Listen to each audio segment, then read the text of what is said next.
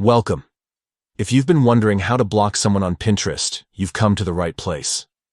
Whether you're looking to protect your privacy, avoid unwanted interactions, or just create a more enjoyable browsing experience, blocking is a quick and simple step you can take. In this updated guide, I'll walk you through the process so you can do it in just a few taps. First, open up the Pinterest app on your device and log into your account if you haven't already. Once you're in, head directly to the profile of the person you want to block. You can find their profile by searching their name in the search bar, or by tapping on their user icon if you've interacted with them recently. When you land on their profile, look at the top right corner of the screen.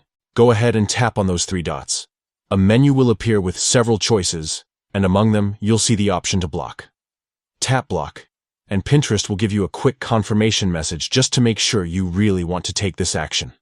This is your chance to double-check before you go ahead. If you're certain, confirm your decision, and Pinterest will immediately block that person. Once blocked, the user will no longer be able to follow you, message you, or interact with your content on Pinterest. Likewise, you won't see their pins or boards in your feed anymore. It creates a clean break, giving you the space to enjoy Pinterest the way you want to. And don't worry, blocking on Pinterest is completely private.